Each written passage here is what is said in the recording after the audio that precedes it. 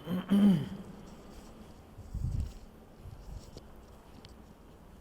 Student, हम बात करेंगे क्लास 11th की। हम बात करेंगे क्लास 11th में सेल बायोलॉजी में एक टॉपिक है जिसका नाम है न्यूक्लियस। हम न्यूक्लियस की बात करेंगे। न्यूक्लियस को हम लोग बोलते हैं हिंदी में केंद्रक बोलते हैं। केंद्रक का क्या काम होता है, हम केंद्रक की बात करेंगे, या न्यूक्लियस इसको हम लोग इंग्लिश में बोलते हैं। तो न्यूक्लियस जो होता है वह सेल का एक इम्पॉर्टेंट पार्ट है, जो उसके अंदर होने वाली जितनी मेटाबॉलिक एक्टिविटी होती हैं, जितनी क्रियाकलाप उसके अंदर जो भी रेगुलेशन होंगे, वह सारे के सारे जो है रेगुलेशन किसके अंतर्गत होंगे, वह न्यूक्लियस के अंतर्गत होते हैं। तो हम लोग जो है सेल का हार्ट इसको बोलते हैं। न्यूक्लियस जो होता है वह सेल का क्या होता है, हार्ट होता है, क्योंकि इसी के अंदर जो है सारी क्रियाकलापों का नियंत्रण इसके अंदर, हेरिडेटरी और जो फिजियोलॉजी जो फंक्शंस होते हैं वो सब इसके नियंत्रण में होते हैं। तो हम सबसे पहले न्यूक्लियस की बात करने के पहले थोड़ा सा हम पहले डिस्कवरी की हम बात करेंगे यहाँ पर, कि इसकी हिस्ट्री की बात थोड़ा सा हम करेंगे। कि हिस्ट्री में आते हैं तो सबसे पहले एक साइंटिस्ट हैं जिसका नाम है रॉबर्ट ब्राउन। रॉबर्ट ब्राउन ने जो है न्यूक्लियस की खोज किया था।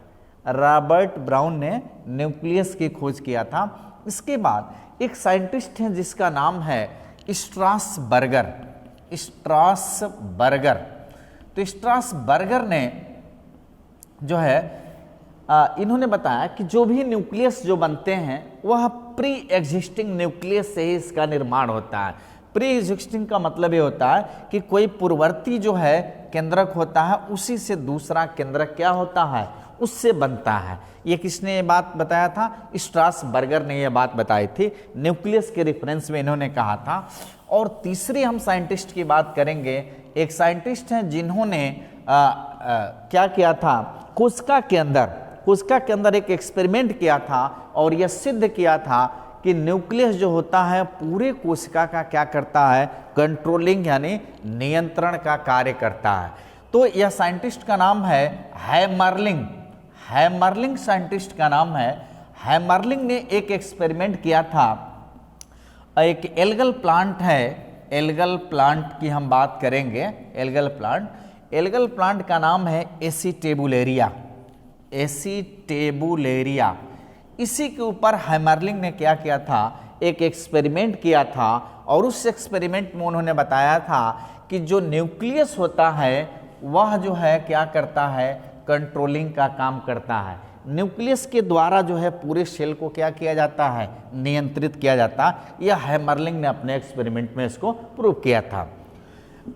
ओके, अब हम बात करेंगे इसके अलावा जो है बात करेंगे न्यूक्लियस में। हम बात करेंगे कि इसकी साइज की हम पहले बात करेंगे, साइज की। तो नॉर्मली जो साइज होती है वह 5 माइक्रोन टू 30 माइक्रोन जो है न्यूक्लियस की क्या होती है, ये साइज होती है। अब हम शेप की अगर हम बात करें, इसका आकार कैसा होता है, तो आप लोग देखेंगे यह राउंड शेप न्यूक्लियस यह पाया जाता है। राउंड शेप या इलांगेटेड भी हम लोग बोलेंगे, इलांगेटेड। स्फेरिकल आप बोल सकते हैं, राउंड शेप आप बोल सकते हैं, या इलांगेटेड आप नाम यहाँ पर दे सकते हैं कि इन शेपों में जो है न्यूक्लियस पाया जाता है। इसके अलावा अगर हम बात करें यहाँ पर न्यूक्लियस में नंबर्स की हम बात करते हैं, क्योंकि नंबर जो है वेरिएबल होता है। तो नंबर में आते हैं न्यूक्लियस की। नंबर की अगर बात करें तो न्यूक्लियस में आप लोग देखेंगे कि बहुत सारे ऐसे प्लांट और एनिमल हैं। तो थोड़ा सा हम पहले बिफोर में जाते हैं, न्यूक्लियस की बात करते हैं। तो यहाँ पर हम प्रोकैरियोटिक और यूकैरियोटिक सेल की हम बात करते हैं। प्रोकैरियोटिक और यूकैरियोटिक की हम बात करेंगे यहाँ पर। तो जो प्रोकैरियोटिक सेल है उसमें जो न्यूक्लियस होता है वह किस तरह का होता है, प्रिमिटिव टाइप का होता है। प्रिमिटिव और इंसिपिएंट टाइप का होता है, यानी आद्य टाइप इसको बोलते हैं, इंसिपिएंट टाइप या आद्य टाइप। इसका क्या मतलब होता है, प्रोकैरियोटिक सेल के अंदर जो न्यूक्लियर मेम्ब्रेन होता है न्यूक्लियस के बाहर, वह यहाँ पर नहीं होता है। अब्सेंट होता है, इसलिए इसको प्रोकैरियोटिक या इंसिपिएंट या प्रिमिटिव टाइप न्यूक्लियस इसको नाम दिया गया। दूसरा, हम यूकैरियोटिक सेल की बात करेंगे कि जनरली प्लांट और एनिमल सेल में आप देखते हैं कि सब में जो है न्यूक्लियस पाया जाता है। तो यहाँ पर जब यूकैरियोटिक सेल के अंदर हम आते हैं तो सब में सेल के अंदर एक न्यूक्लियस सब में पाया जाता है। जनरलाइज ये कैरेक्टर है सेल का कि जिसमें ये पाया जाता है यूकैरियोटिक। लेकिन कुछ ऐसे यूकैरियोटिक सेल है मैमल्स में, अगर देखा जाए, अगर आरबीसी सेल को हम लोग देखें मैमल्स के अंदर, तो जो आरबीसी सेल होता है उसमें यह न्यूक्लियस क्या होता है, यूकैरियोटिक सेल के अंदर यह अब्सेंट होता है, यानी आरबीसी में न्यूक्लियस क्या होता है, अब्सेंट होता है। दूसरा कि अगर हम बात करें, ये तो हम लोग मैमल्स की बात कर रहे हैं, अपने ह्यूमन बॉडी की बात कर रहे हैं कि उसके अंदर जो है आरबीसी क्या होता है, आरबीसी के अंदर न्यूक्लियस क्या होता है, अब्सेंट होता है। दूसरा, हम प्लांट सेल का एक एग्जांपल लेते हैं और फ्लोएम में हम लोग देखते हैं कि फ्लोएम का जो एक टाइप होता है जिसका नाम है सीब ट्यूब हम लोग बोलते हैं, सीब ट्यूब हम लोग बोलेंगे, तो उसमें चालनी नलिका इसको हम लोग बोलते हैं, चालनी ट्यूब इसको बोलेंगे। तो उसमें आप देखेंगे कि इसमें भी जो है न्यूक्लियस क्या होता है, अब्सेंट होता है। तो यहाँ यूकैरियोटिक सेल में भी न्यूक्लियस कई जगह जो है, जो हमने दो एग्जाम्पल आपको बताया, इसमें भी अब्सेंट होते हैं। कुछ हम बात करेंगे, जनरली यूकैरियोटिक में सारे सेल्स में पाए जाते हैं।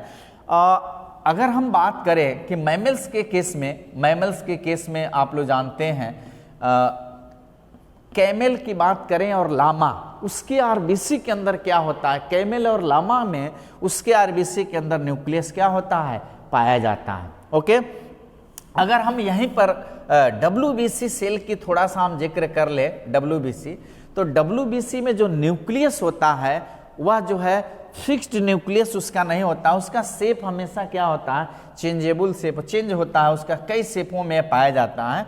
तो डब्ल्यूबीसी में जो है अगर मैमल्स की हम बात करें, ह्यूमन बॉडी की अगर बात करें, तो यह कंपैरेटिवली अगर आप लोग देखें प्रोकैरियोटिक और यूकैरियोटिक सेल के अंदर अगर देखें तो यह न्यूक्लियस की कंडीशन। हम बात करेंगे, नंबर्स की बात करेंगे और सबसे पहले जो है मोनोन्यूक्लिएट की बात करेंगे। मोनोन्यूक्लिएट का मतलब क्या होता है, मोनोन्यूक्लिएट का मतलब होता है कि जिसमें एक सेल के अंदर एक न्यूक्लियस जिसमें पाया जाता है, यह न्यूक्लियस है, तो एक सेल के अंदर एक न्यूक्लियस जब पाया जाएगा तो उसको हम बोलेंगे मोनोन्यूक्लिएट, उसको बोलेंगे।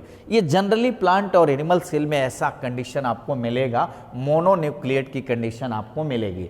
सेकेंड, अगर हम बात करें दूसरा बाइन्यूक्लिएट की, अगर हम बात करें बाइन्यूक्लिएट की बात करें कि बाइन्यूक्लिएट का मतलब होता है कि जिसमें दो न्यूक्लियस जो है पाए जाते हैं उसको बाइन्यूक्लिएट बोलते हैं। तो सबसे बेस्ट एग्जांपल आप लोग जानते हैं यहाँ पर पैरामीशियम की अगर हम बात करें तो पैरामीशियम में दो तरह के यहाँ पर जो है न्यूक्लियस आपको मिलेंगे। एक मैक्रो न्यूक्लियस होता है, मैक्रो का मतलब बड़ा वाला न्यूक्लियस, इसको दीर्घ न्यूक्लियस भी बोलेंगे, और दूसरा जो है यहाँ पर छोटा जो है एक न्यूक्लियस होता है जिसको माइक्रो न्यूक्लियस ये नाम देते हैं। तो यह जो है एनिमल किंगडम में आप देखें कि एनिमल किंगडम में जो पैरामीशियम की अगर बात करें, स्पेशल हम पैरामीशियम के, उसमें दो तरह के न्यूक्लियस यहाँ पर डेवलप होते हैं। तो इस तरह के जो न्यूक्लियस होंगे उसको क्या बोलेंगे हम लोग, बाइन्यूक्लिएट न्यूक्लियस इसको नाम देंगे, बाइन्यूक्लिएट इसको नाम देंगे। तीसरी टाइप की अगर बात करें हम यहाँ पर मोनो और बाई तो हो गया। अब इसके बाद से अगर हम बात करें पॉलीन्यूक्लिएट की बात करें, पॉलीन्यूक्लिएट, तो पॉली जो न्यूक्लिएट की कंडीशन होगी उसमें अगर आप देखें कि सेल के अंदर अगर आप देखें तो इसमें न्यूक्लियस की संख्या 3 to 100 इसमें न्यूक्लियस पाए जाते हैं। बहुत सारे ऐसे प्लांट हैं, एनिमल सेल हैं जिसमें इस तरह की कंडीशन आपको देखने को मिलेगी। एग्जाम्पल के तौर पे आपको हम बात कर रहे हैं यहाँ पर अगर देखें तो आप देखेंगे एनिमल के केसेस में अगर आप आते हैं तो उसमें अगर देखें एनिमल के केसेस में अगर आते हैं तो एक तो आप देखेंगे एस्कैरिस का जो इपीडर्मल जो इपी, उसमें अगर बात करें कि जो इपीडर्मिस होती है उसमें अगर जो अधिचर्म जिसको बोलते हैं, एस्कैरिस के इपीडर्मिस सेल की अगर बात करें, इपीडर्मल सेल की अगर बात करें तो उसमें आपको यह मिल जाएगा। दूसरा अगर हम एग्जांपल दें ऑस्टियोब्लास्ट सेल की अगर बात करें, ऑस्टियोब्लास्ट सेल, उसमें आपको मिलेगा। दूसरा अगर हम देखें 100 के आसपास इसमें न्यूक्लियस आपको मिलेंगे। बोन मैरो की हम बात करें, बोन मैरो, उसमें आपको 100 के आसपास न्यूक्लियस मिलेंगे। तो यह जो इस तरह की कंडीशन है जिसमें क्या होता है, सेल टू सेल ही आपस में क्या करते हैं, यहाँ पर फ्यूजन कर जाते हैं। सेल आपस में क्या करते हैं, फ्यूजन कर जाते हैं। और बहुत सारे सेल जब एक दूसरे के साथ फ्यूजन कर जाएंगे तो जो है क्या होते हैं, एक सेल बन गया और बहुत सारे उसमें न्यूक्लियस डेवलप हो गए। तो उस सेल टू सेल फ्यूजन को हम क्या बोलेंगे, यहाँ पर एक कंडीशन इसको बोलते हैं, इसको बोलते हैं सिंसिटियम कंडीशन, इसको बोलते हैं सिंसिटियम, सिंसिटियम कंडीशन इसको बोलेंगे हम लोग। यह syncytium condition cell to cell, cell का इसमें फ्यूजन होगा, जिसमें ऑस्टियोब्लास्ट का एग्जांपल आप दे सकते हैं, बोन मैरो का दे सकते हैं। हमने स्कैरिस की जो है बात किया कि उसमें आप दे सकते हैं एग्जांपल के रूप में। अब हम बात करेंगे प्लांट सेल का, कुछ उदाहरण लेते हैं जो पॉलीन्यूक्लिएट की कंडीशन में पाए जाते हैं। तो एक कंडीशन है सिनोसिटिक कंडीशन, क्या नाम है, सिनोसिटिक कंडीशन इसको बोलेंगे। सिनोसिटिक कंडीशन का मतलब ये होता है, सिनोसिटिक कंडीशन का मतलब ये होता है कि जिसमें एक सेल है, एक सपोज दैट यहाँ पर हम आपको दिखाते हैं, एक डायग्राम आपको दिखाते हैं, एक डायग्राम आप लोग देखें कि यहाँ पर जो है हमने बना दिया एक प्लांट का स्ट्रक्चर, यहाँ पर ये प्लांट है। इसमें आप देखेंगे बहुत सारे साइटोप्लाज्म के अंदर बहुत सारे इसके अंदर क्या होते हैं, न्यूक्लियस इसके अंदर पाए जाते हैं। इस तरह की जो कंडीशन है इसको मल्टी न्यूक्लिएट कंडीशन हम बोलते हैं। एक एल्गी का नाम बताते हैं जिसका नाम है बाउचेरिया। बाउचेरिया में आपको मिलेगा इस तरह के सिनोसिटिक कंडीशन की अगर बात करें, सिनोसिटिक कंडीशन जो है आपको मिलेगा। नारियल का जो पानी होता है उसके अंदर इस तरह की कंडीशंस मिलेंगे। यानी इसके अंदर देखिए साइटोप्लाज्म में बहुत सारे सेल, एक ही सेल के अंदर बहुत सारे न्यूक्लियस आपको यहाँ पर मिलेंगे। तो सेल के अंदर न्यूक्लियस का यहाँ पर डिवीजन हो गया और बहुत सारे न्यूक्लियस इसके अंदर मिलते हैं। बाउचेरिया यह एल्गल जो है प्लांट है, एल्गल प्लांट है, तो उसमें आपको यह मिल जाएगा इसके अंदर। अगर हम लोग देखें यहाँ पर तो यह जो है नंबर की अगर बात करें तो ये पॉलीन्यूक्लिएट की कंडीशन में, तो नंबर्स आपने देखा न्यूक्लियस के बेसिस पे इसका डिवीजन किया गया है। मोनोन्यूक्लिएट होता है, बाइन्यूक्लिएट होता है और मल्टीन्यूक्लिएट होता है। अब हम बात करेंगे स्ट्रक्चर की, बात करेंगे न्यूक्लियस की स्ट्रक्चर की हम बात करेंगे। तो स्ट्रक्चर में जब हम लोग आते हैं, सबसे पहले अगर स्ट्रक्चर की बात करें तो आप देखेंगे कि जो न्यूक्लियस राउंड शेप की हम बात कर रहे थे कि न्यूक्लियस जो होता है वह राउंड शेप स्ट्रक्चर बनाता है। अब इसमें जो न्यूक्लियस है आप देखें जरा कि 2 लेयर इसमें पाए जाते हैं। मेम्ब्रेन जो होती हैं वह 2 लेयर की बनी होती हैं। एक तो आउटर मेम्ब्रेन की हम बात करेंगे, दूसरा जो है इनर मेम्ब्रेन की बात करेंगे। और देखेंगे जरा यहाँ पर एक डायग्राम हम बना रहे हैं, उस डायग्राम को जरा आप लोग देखेंगे कि यह जो है देखिए दोनों तरफ हमने इंडोप्लाज्मिक रेटिकुलम इसके आउटर मेम्ब्रेन से हमने अटैच कर रखा है। देखिए यह जो है इंडोप्लाज्मिक रेटिकुलम है जो न्यूक्लियर मेम्ब्रेन से यहाँ पर क्या हुआ है, अटैच है। यह हमारा एक न्यूक्लियस है, सर्कुलर स्ट्रक्चर इसको बोलेंगे या स्फेरिकल स्ट्रक्चर इसको बोलेंगे। यह हमने जो है क्या किया, एक सेल के अंदर आप देखें यह मेम्ब्रेन हमने लगा। इसमें जो है एक न्यूक्लियस का स्ट्रक्चर हम आपको दिखा रहे हैं कि न्यूक्लियस में आप देखें यहाँ पर कि यह आउटर मेम्ब्रेन यह कहलाएगा, आउटर मेम्ब्रेन यहाँ पर यह कहलाएगा, बाहर वाला है, और अंदर वाला जो है इनर मेम्ब्रेन यह कहलाएगा, इनर मेम्ब्रेन। ठीक है। अब इससे जो अटैच हुआ है इसका क्या नाम है, ER, इंडोप्लाज्मिक रेटिकुलम इसको नाम देंगे। अब इसके ऊपर बाहर के जो मेम्ब्रेन है इसके ऊपर क्या होते हैं, यह जगह जगह जो है इसमें राइबोसोम इसके ऊपर जो है अटैच होते हैं, राइबोसोम इसके ऊपर अटैच होंगे।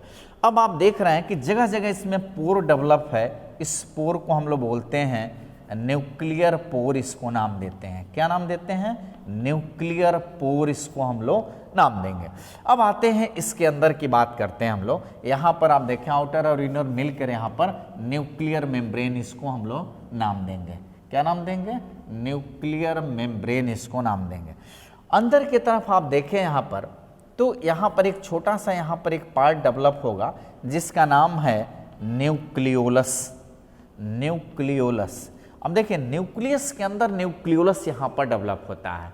न्यूक्लियस की संख्या यह वेरिएबल होती है, ये विदाउट मेम्ब्रेन होती है, यानी विदाउट, ये अगर आप कहें कि विदाउट यूनिट मेम्ब्रेन द्वारा ये कवर्ड होती है, तो इसमें मेम्ब्रेन का कवर नहीं लगा होता और यह जो है अर्धचंद्राकार एक स्ट्रक्चर इसके अंदर यह पाया जाता है जिसका नाम हम लोग देते हैं न्यूक्लियोलस। इसको हम लोग बोलेंगे न्यूक्लियोलस बोलेंगे। ओके, अब हम बात करेंगे इसके अंदर, अगर हम लोग आते हैं स्ट्रक्चर में, आप देखेंगे जरा, तो इसके अंदर आपको मिलेगा दो तरह के जो है क्रोमेटिन फाइबर्स यहाँ पर आपको मिलेंगे। क्रोमेटिन फाइबर आपको मिलेंगे, और क्रोमेटिन फाइबर कब आपको दिखेगा, क्रोमेटिन की भी हम बात करेंगे, डिटेल एक एक की बात करेंगे। यहाँ पर क्रोमेटिन जो फाइबर्स हैं, क्रोमेटिन फाइबर की अगर हम बात करें तो यहाँ पर हम लोग देखेंगे क्रोमेटिन फाइबर, डब्ल्यू फ्लेमिंग ने इसको डिस्कवर किया था क्रोमेटिन फाइबर का। तो दो तरह के हम दिखाएंगे इसमें, डार्क और लाइट स्टेन के दो तरह के क्रोमेटिन इसके अंदर जो है डेवलप होंगे, हम उसकी बात अभी करेंगे। तो सबसे पहले अब इसके अंदर और क्या क्या इसमें आपको मिलेगा, क्रोमेटिन फाइबर के अलावा क्या मिलेगा यहाँ पर, यह न्यूक्लियोप्लाज्म यहाँ पर मिलेगा। क्या मिलेगा, न्यूक्लियोप्लाज्म मिलेगा इसके अंदर। तो देखिए यहाँ पर अगर न्यूक्लियस के पार्ट की अगर हम बात करें, या पार्ट ऑफ न्यूक्लियस की अगर हम बात करें, पार्ट ऑफ न्यूक्लियस, तो पार्ट ऑफ न्यूक्लियस में सबसे पहला अगर हम बात करें, फर्स्ट की बात करें, तो यह न्यूक्लियर मेम्ब्रेन होगा। क्या नाम होगा, न्यूक्लियर मेम्ब्रेन नाम हम देंगे। ओके, सेकेंड जो होगा उसको हम लोग नाम यहाँ पर देंगे न्यूक्लियोप्लाज्म की हम बात करेंगे, न्यूक्लियोप्लाज्म की बात करेंगे। थर्ड जो होगा यहाँ पर हम आते हैं, तो थर्ड में क्रोमेटिन की बात करेंगे, क्रोमेटिन की बात करेंगे। और फोर्थ जो पार्ट है उसका नाम है न्यूक्लियोलस, उसको हम लोग बोलेंगे न्यूक्लियोलस। आप देखेंगे जरा, न्यूक्लियर मेम्ब्रेन, फर्स्ट जो है न्यूक्लियर मेम्ब्रेन है, सेकेंड न्यूक्लियोप्लाज्म है, और थर्ड क्रोमेटिन फाइबर्स हैं, और फोर्थ जो है न्यूक्लियोलस हैं। ये चार पार्ट्स जो है न्यूक्लियस के अंदर ये पाए जाते हैं। न्यूक्लियस के पार्ट हैं, जिन यूकैरियोटिक सेल की हम बात कर रहे हैं, न्यूक्लियस की हम बात कर रहे हैं, उनमें ये चारों पार्ट्स इसके अंदर क्या होते हैं, डेवलप होते हैं, इसके अंदर ये पाए जाते हैं। तो सबसे पहले हम बात करेंगे न्यूक्लियर मेम्ब्रेन की, हम बात करेंगे न्यूक्लियर मेम्ब्रेन में हम लोग आते हैं। तो आप देखेंगे न्यूक्लियर मेम्ब्रेन में कि यह जो मेम्ब्रेन होती हैं, आपको शुरू में हमने जब स्टार्ट किया था तो उसमें प्लाज्मा लेमा या प्लाज्मा मेम्ब्रेन की जब हमने बात किया था, तो हमने बताया था कि लिपिड और प्रोटीन की बनी होती है। लिपोप्रोटीन जिसको हम लोग नाम देते हैं, या फास्फोलिपिड आप बोलेंगे, कि यह मेम्ब्रेन जो है यह बनी होती है, जिसको हम लोग प्लाज्मा लेमा या प्लाज्मा मेम्ब्रेन या न्यूक्लियर मेम्ब्रेन, न्यूक्लियस के बाहर है इसलिए न्यूक्लियर मेम्ब्रेन कहेंगे। तो एक आउटर मेम्ब्रेन होगा, दूसरा इनर मेम्ब्रेन होता। तो आउटर मेम्ब्रेन जो है बाहर की तरफ होंगे, इनर मेम्ब्रेन अंदर की तरफ होंगे।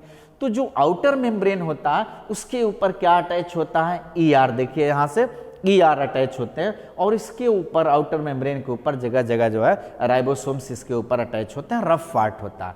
जो इनर जो पार्ट होता है अंदर वाला, उसकी अगर हम बात करें यहाँ पर, तो यह स्मूथ होता है, अंदर की तरफ पाया जाएगा।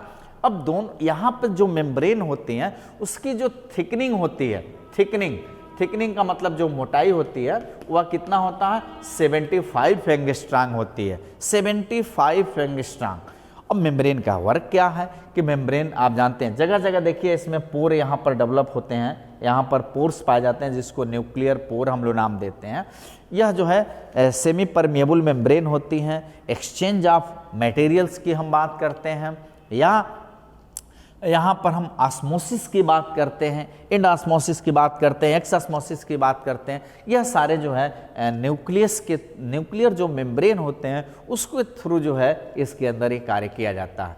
अब हम बात करें, पहले तो यह प्रोटेक्शन का काम कर रहा, ये कंटेन किया हुआ चारों तरफ से न्यूक्लियोप्लाज्म को, क्रोमेटिन को और न्यूक्लियोलस को कंटेन किया हुआ है। कौन कंटेन किया, आउटर मेम्ब्रेन। एक प्रोटेक्शन लेयर का यहाँ पर यह फॉर्मेशन किया, आउटर और इनर मेम्ब्रेन, यानी न्यूक्लियर मेम्ब्रेन इसको क्या किया है, यह जो है प्रोटेक्ट किया है। और सेल के अंदर जो साइटोप्लाज्म होता है बाहर की तरफ आप देखें तो यह प्लाज्मा मेम्ब्रेन और न्यूक्लियर मेम्ब्रेन के बीच में साइटोप्लाज्म होता है, तो यह डिफरेंशिएट भी करता है इसको। अब प्रोकैरियोटिक सेल में ऐसा नहीं दिखेंगे, साइटोप्लाज्म का सीधा संपर्क होता है क्योंकि न्यूक्लियर मेम्ब्रेन प्रोकैरियोटिक सेल में नहीं पाई जाती है और यूकैरियोटिक सेल में पाई जाती है, इसलिए यहाँ पर डिफरेंशिएशन भी हो जाता है। अब दूसरी पार्ट्स की हम बात करेंगे, न्यूक्लियोप्लाज्म की बात करेंगे। तो न्यूक्लियोप्लाज्म की अगर हम बात करें तो आप देखेंगे कि न्यूक्लियोप्लाज्म किस चीज़ को कंटेन किया हुआ, यहाँ पर एक सेमी सॉलिड फ्लूइड ग्रेन्यूल्स यहाँ पर ये पाया जा रहा है जो एसिडोफिलिक की कंडीशन में है। यह देख रहे हैं यहाँ पर, यह एसिडोफिलिक की कंडीशन में ग्रेन्यूल्स हैं, सेमी सॉलिड की कंडीशन में है और इसके अंदर यह क्या कंटेन किए हैं, क्रोमेटिन फाइबर को कंटेन किए हुए हैं और न्यूक्लियोलस को यह कंटेन किए हुए हैं। यह न्यूक्लियोप्लाज्म कहलाता है। न्यूक्लियोप्लाज्म की अगर हम बात करें यहाँ पर तो न्यूक्लियोप्लाज्म में आप आएंगे तो देखेंगे यहाँ पर कि न्यूक्लियोप्लाज्म में जब हम लोग आते हैं तो यहाँ पर स्ट्रासबर्गर ने जो है इसको डिस्कवर किया था न्यूक्लियोप्लाज्म को। स्ट्रासबर्गर का हम नाम लेंगे तो यह जो है ट्रांसपेरेंट भी होता है, एसिडोफिलिक भी होती है और जो है यह जो है इसको न्यूक्लियोलस और क्रोमेटिन को ही क्या करता है, कंटेन करता है। इसमें ये डिजॉल्व होते हैं, इसके अंदर ये पाए जाते हैं।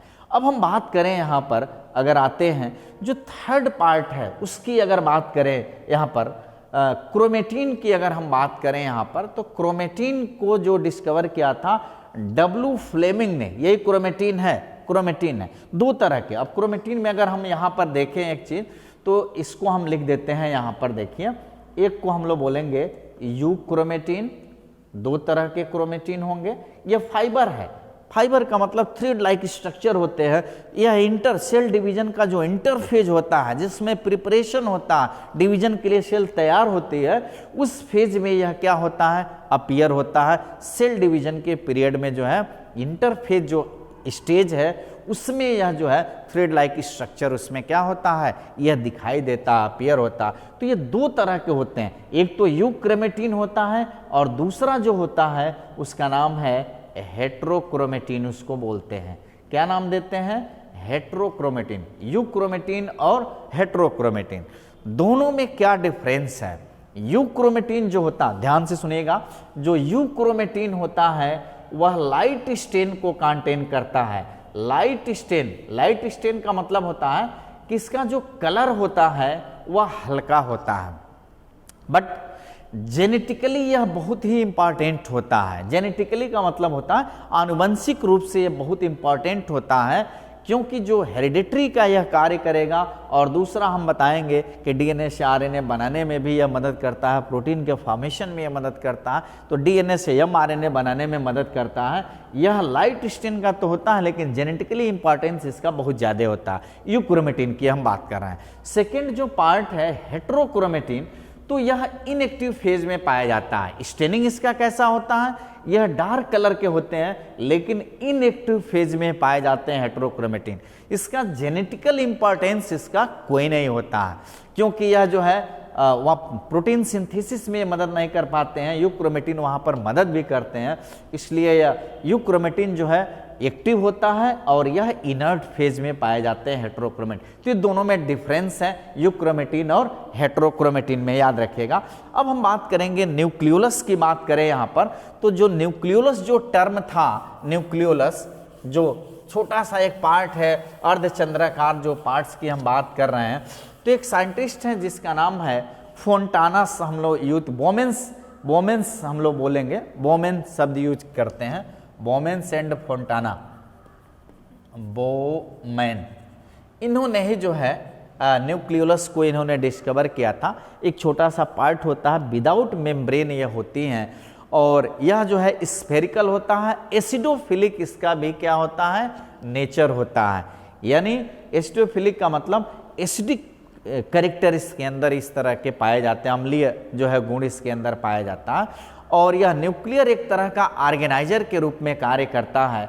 अगर हम बात करें इसके बाद कि जो न्यूक्लियस का जो केमिकल जो कंपोजिशन होता है, अगर उसकी हम बात करें कि जो न्यूक्लियस है उसका केमिकल कंपोजिशन क्या है, तो केमिकल कंपोजिशन में जब आप आते हैं तो सबसे ज़्यादा केमिकल कंपोजिशन में आप देखेंगे फर्स्ट नंबर पे सबसे ज़्यादा जो है प्रोटीन इसके अंदर होती हैं, प्रोटीन होती हैं। यह लगभग 80% प्रोटीन इसके अंदर पाई जाती है, 80% प्रोटीन होगा। और इसमें हिस्टोन और नॉन हिस्टोन दोनों तरह के protein, histone plus non histone protein की हम बात करना है, तो दो तरह के प्रोटीन इसमें होंगे। सेकेंड नंबर पे हम डीएनए की बात करेंगे, डीएनए की बात करेंगे। डीएनए अप्रॉक्सीमेटली देखें यहाँ पर 30% के आसपास नियर अबाउट ये पाई जाती हैं। दूसरा अगर हम बात करें तो यहाँ पर थर्ड पॉइंट की बात करें कि आरएनए का क्या परसेंटेज होता है, तो लगभग अप्रॉक्सीमेटली अगर हम बात करें तो 4% के आसपास जो है यहाँ पर आरएनए होते हैं। और लिपिड जो यहाँ पर होंगे तो उसकी अगर हम बात करें यहाँ पर फोर्थ पार्ट जो है लिपिड की अगर बात करें तो लिपिड यहाँ पर अप्रॉक्सीमेटली जो है नियर अबाउट 3% के आसपास से पाई जाती है। तो प्रोटीन जो है यहाँ पर कितने परसेंट है, 80% है, जिसमें हिस्टोन और नॉन हिस्टोन प्रोटीन है।